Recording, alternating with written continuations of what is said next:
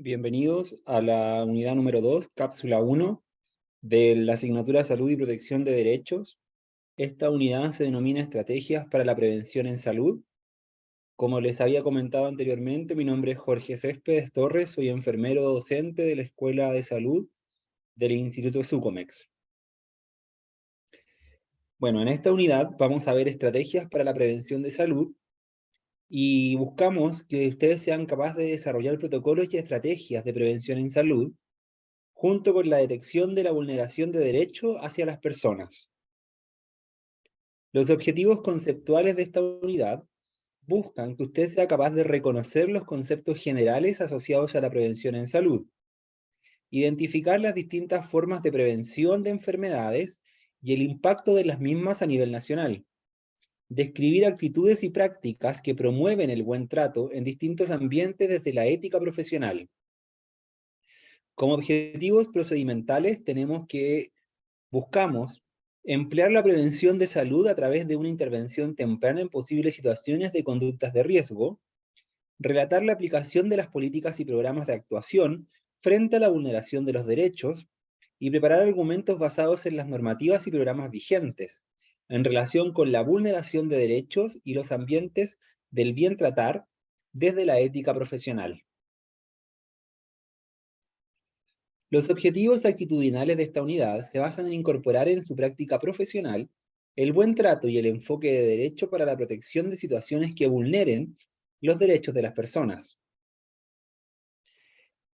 Y la evidencia del logro, buscamos que usted identifique, relacione y emplee los conceptos de protección de derecho y salud en la intervención temprana para la detección de conductas de riesgo y vulneración de los derechos desde el rol técnico de nivel superior de las distintas carreras que entrega el área de la Escuela de Salud del Instituto Sucomex. Para comenzar, es necesario que busquemos y veamos qué es el concepto de prevención en salud. Según la OMS en el año 1998, corresponde a un conjunto de medidas destinadas no solamente a prevenir la aparición de la enfermedad, tales como la reducción de factores de riesgo, sino también a detener el avance y atenuar las consecuencias una vez establecidas las mismas. Considera a la persona desde un ámbito psicosocial, buscando la interrelación entre la promoción, la prevención, el tratamiento, la rehabilitación y la reinserción social en diferentes niveles, según los planteamientos del Ministerio de Salud, en conjunto con los diversos subsectores del ámbito social que ya habíamos visto en las cápsulas de la unidad número 1, que correspondían a educación, seguridad social, vivienda, entre otros.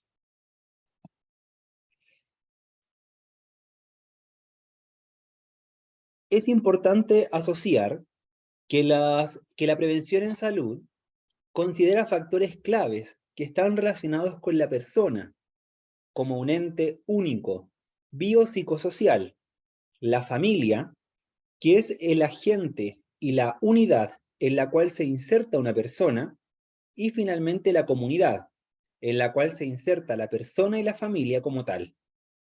La comunidad no solo la podemos definir como aquel grupo social en la que se inserta una familia, por el lugar donde viven, sino también una comunidad según los intereses de las mismas. Sean esta, por ejemplo, una comunidad escolar, una comunidad religiosa, entre otros. Existe un conjunto de variables que generan la probabilidad de desarrollo de una patología, pero por sí solo no son capaces o suficientes para provocar las mismas. Y esto es importante definirlo, porque son los factores en los cuales nosotros vamos a considerar factores de riesgo para una persona, familia o comunidad, para el logro o para la complementación de las mismas y el desarrollo posterior de una enfermedad. Tenemos que la prevención de salud es necesario definir ciertos conceptos como factor de riesgo modificable y no modificable.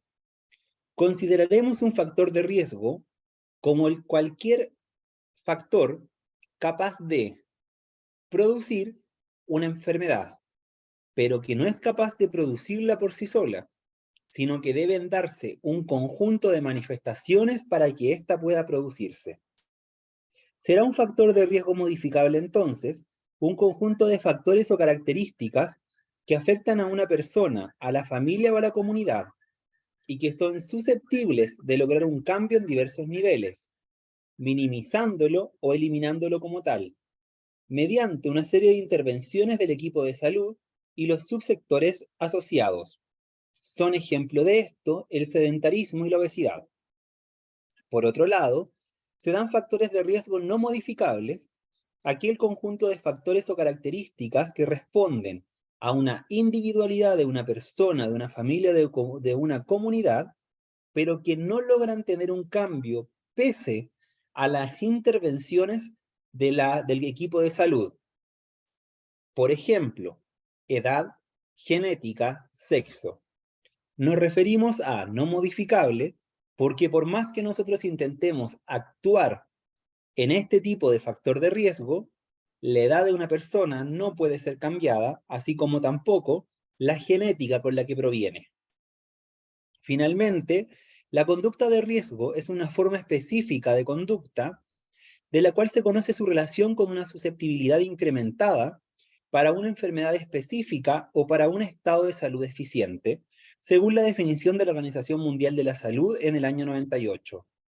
Son conductas de riesgo, por ejemplo, las conductas de riesgo sexual, el consumo de estupefacientes, el consumo de alcohol, etc. Sin duda alguna, es necesario también considerar la historia natural de la enfermedad. La historia natural de la enfermedad tiene que ver con un proceso que afecta a la persona, a la familia y a la comunidad. Recordemos que esto actúa a distintos niveles y es un cambio que se condiciona por factores tanto internos como externos del organismo. Las diversas etapas de la historia natural de una enfermedad describen la evolución de la enfermedad como tal, sin intervención médica desde antes de su inicio, es decir, cuando el individuo tiene interacción con el ambiente, hasta su resolución en recuperación, cronicidad o muerte. Finalmente lo vamos a clasificar en dos periodos fundamentales que tienen que ver con el periodo prepatogénico y el periodo patogénico como tal. El periodo prepatogénico será aquel que se inicia con la exposición a factores de riesgo o agentes causales de una enfermedad o una patología, y se ejemplifica con la exposición al contacto, por ejemplo, con un virus o bacteria que tiene una capacidad o virulencia para la producción de una patología determinada. Por ejemplo, la exposición al virus del COVID. Por otro lado, el periodo patogénico se diferencia en dos fases primordiales o fundamentales.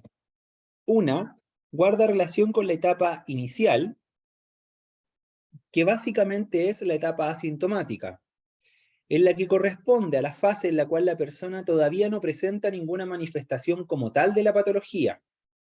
Por otro lado, la fase secundaria o sintomática corresponde a la fase en la cual la persona ya presenta alteraciones orgánicas como signos y síntomas de una patología, considerando, por ejemplo, la aparición de síntomas como fiebre, cefalea, tos, expectoración, entre otras. Es decir, por ejemplo, si nosotros pudiéramos pensar en la enfermedad asociada a la neumonía por COVID, el periodo prepatogénico correspondería a aquella etapa en la cual usted tuvo algún contacto con alguna persona con COVID, pero que no necesariamente influyó en ese minuto en su bienestar. Mientras que en la etapa patogénica, la enfermedad se encuentra en un estado asintomático o en periodo de ventana, en la cual usted todavía no desarrolla ninguna manifestación de la enfermedad como tal. Mientras que en la etapa sintomática, los signos y síntomas propios de la enfermedad ya se verán expuestos en su persona. Por ejemplo, fiebre, cefalea, tos y expectoración. Obviamente, cada uno de estos signos y síntomas cambiará según la patología de la cual estemos hablando. Con este ejemplo terminamos la primera cápsula de esta segunda unidad. Igual que las veces anteriores, los invito a evaluar y ver el material complementario asociado en su programa de estudios de la asignatura.